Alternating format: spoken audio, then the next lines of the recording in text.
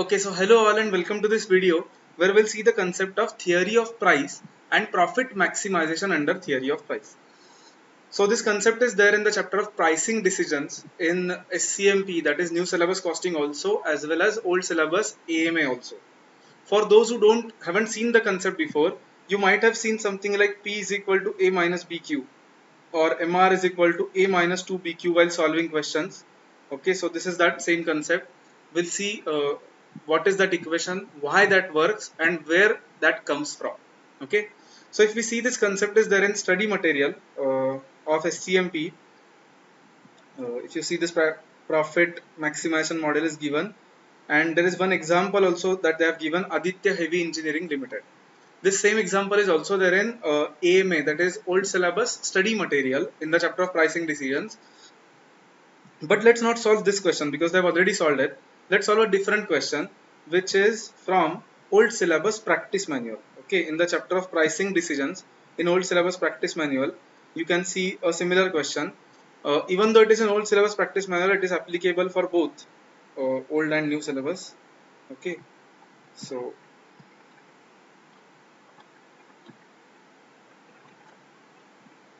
here is that question, Sunny Limited. Okay, fine. Problem 11 in practice pricing decisions chapter of practice manual. So let's read that question, and then from that question we'll see the concept and why that works, how that works. Sunny Limited has developed a new product which is about to be launched into the market. Variable cost of selling the product is 17 per unit. Marketing department has estimated that at sale price of 25, annual demand would be 10,000 units. That means when selling price is 25, demand would be 10,000. However, if sale price is set above 25, sales demand would fall by 500 for each 0.5 increase above 25. So whenever selling price increases by 0.5, demand would fall by 500. In next sentence, they have given that opposite is also true. Okay. Similarly, if price is below 25, demand would increase by 500 units for each 0.5 step reduction. Required determine the price which would maximize Sunny Limited's profit in the next year. Okay. Now, if you see this answer, they have solved by trial and error approach. But in exam, we cannot use this because we don't know at what point we'll get our answer. Okay. What they've done is at each selling price, they have calculated profit. For example, if you see first row at selling price of 25, demand will be 10,000, right? Variable cost is anyway going to be 17 at all levels. So contribution is 25 minus 17 and total contribution will be 8 rupees into 10,000 units. Similarly, if selling price reduces 24.5, demand sales volume, if you see fourth column, demand has increased by 500, so it has become 10,500. Variable cost is still same, so they have calculated profit. So out of all those, they are saying that maximum profit is 81,000 at selling price of 26.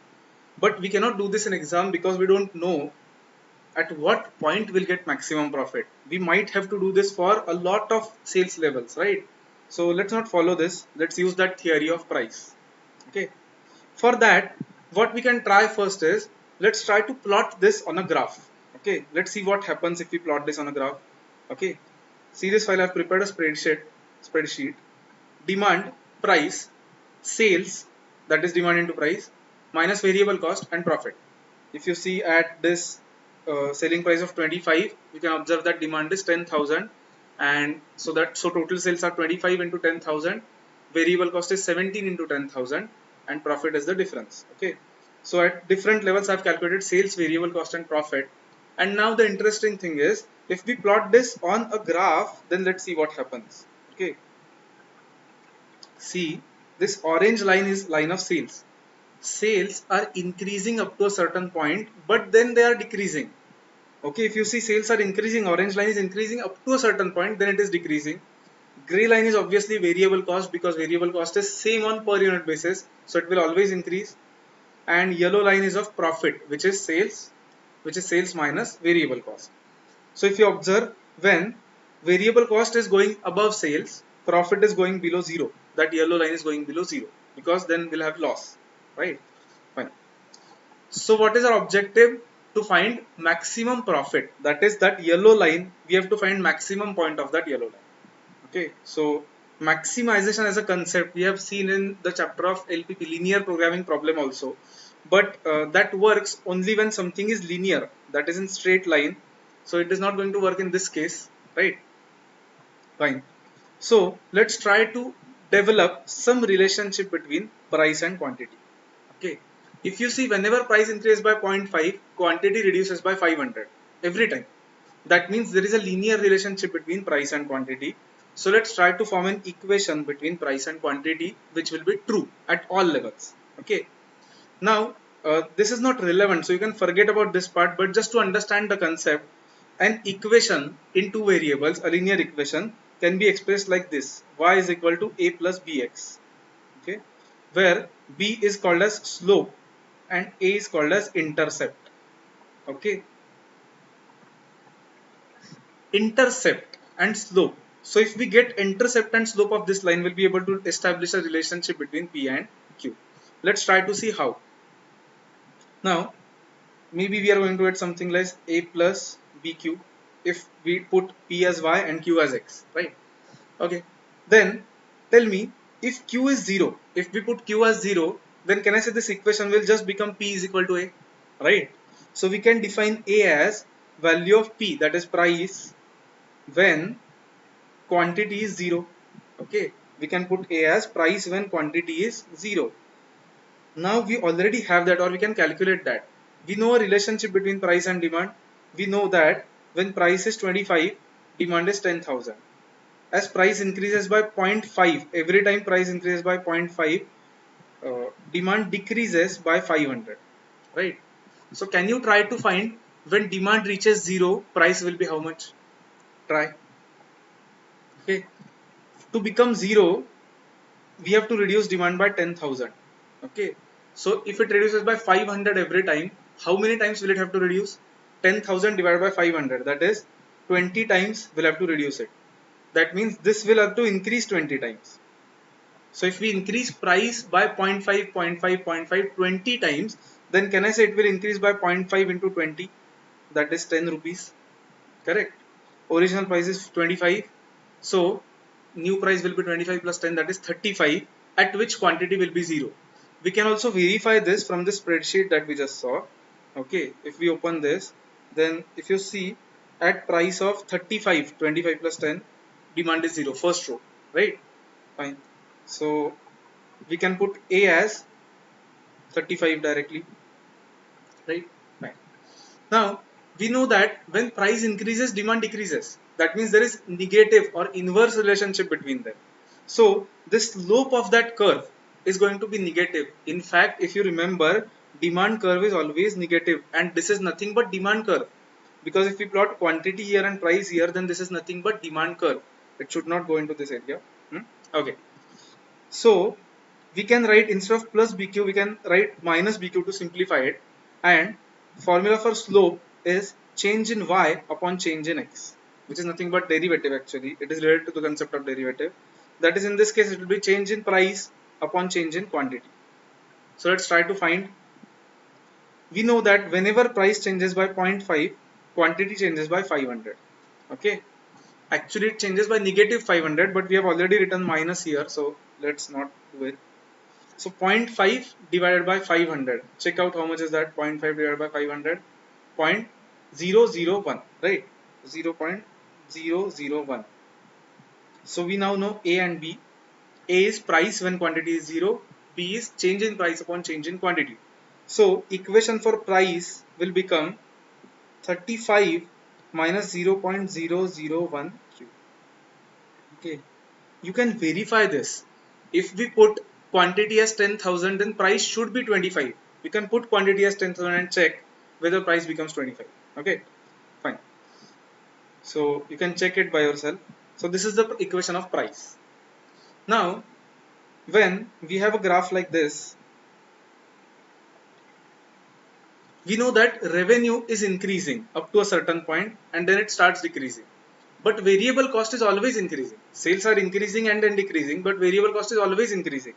So can I say, when increase in sales will match with increase in variable cost, profit will be maximum, right? See, up to a certain point, increase in sales will be higher, increase in variable cost will be lower. At a certain point, both increases will be same, both changes will be same. But after that point, increase in variable cost will be higher, it will be same still, but increase in sales will start reducing, right? So we have to find a point where change in sales matches change in variable cost. Okay, change in sales matches change in variable cost. That is the point at which profit will be maximum. Now sales, we can also call sales as revenue. Okay, variable cost, let's call it just cost. Change in sales, so let's call it marginal revenue. If you remember definition of marginal from economics, marginal revenue is increase in revenue for each 1 unit increase. That is nothing but change in sales. And let's call this marginal cost, which is increase in cost for each 1 unit increased. That is nothing but marginal cost. So we know that profit will be maximized when MR is equal to MC, marginal revenue is equal to marginal cost. Okay, so somehow now we have to derive equations for marginal revenue and marginal cost. If we get that, then our answer is done, right? Fine. This part is easy, marginal cost, because marginal cost is nothing but variable cost, and we know what is variable cost. What is variable cost? 17, right? So for every 1 unit increase, can I say variable cost will increase by 17 rupees, right? So marginal cost is going to be 17. Marginal revenue, finding that is a bit challenging. So let's see how to do that. So now let's forget about this for a minute. We have found price. From price, can you tell me how we can get revenue? Revenue is total sales. We know that sales is what? Price into quantity, right? So if we multiply this price by quantity, then we should get revenue. So let's multiply both sides by quantity. P into Q is equal to 35 minus 0.001 Q into Q, right? P into Q is nothing but revenue. So we know revenue is now 35Q minus 0.001 Q square. We have revenue, we need marginal revenue. Okay, so we need change in revenue with respect to change in units. Fine. If anyone remembers concepts from the chapter of derivatives from CPT or foundation, then a derivative is nothing but change in variable with respect to change in some other variable. That is change in revenue with respect to change in quantity. So if you don't remember this, that is fine. Final answer is relevant for us. So if we take derivative of this, then what we'll get is marginal revenue. That is change in revenue with respect to change in quantity. Or in terms of derivatives, if you remember, we write it as dr by dq. This is not, I mean, you don't need to remember this notation. If anyone remembers rules of derivatives, then derivative of above equation will become 35 minus 2 into 0.001 q. Okay, so let's write this simply as marginal revenue, MR. So that MR becomes 35 minus 2 into 0.001 q. If you remember, this 35 is nothing but RA, and this 0.001 is RB, right? So in simple words, MR is A minus 2BQ. So now onwards with solving the question, you can just put this formula. Okay, that price is equal to A minus BQ, MR is equal to A minus 2BQ, where A is what? Price when quantity is 0, and B is what? Change in price upon change in quantity. Okay, so now that we have got MR and MC as well, we can equate them to find maximum profit.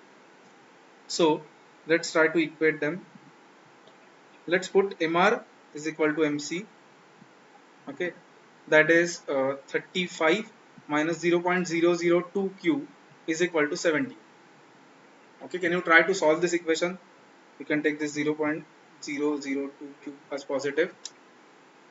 Okay, then 35 minus 17 is 18. So Q will be 18 divided by 0.002. That is 9,000. That means profit is maximum when MR is equal to MC. That is when quantity is 9,000. The question, original question, let's just see original question once. Original question is like this. Okay, we'll have to find it again.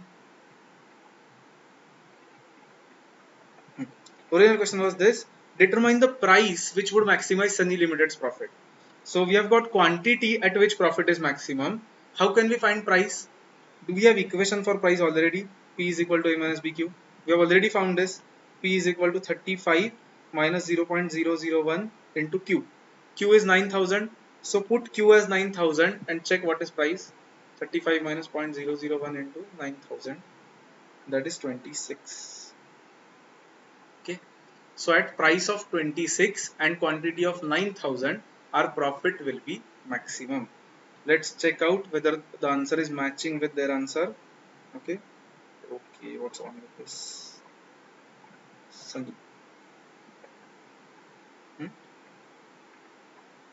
Check out profit is maximum 81,000 at level of 26 at price of 26, right? So obviously this trial and error method cannot be followed in exam because we don't know at what point profit will be maximum. We cannot check all the points, right? So this method should be used in that case. So let's summarize this once very carefully. I know this is a bit complicated, but once you just summarize it and write it in form of equations, it becomes easier. Okay. So in summary, we can say that price is A minus BQ, where A is price when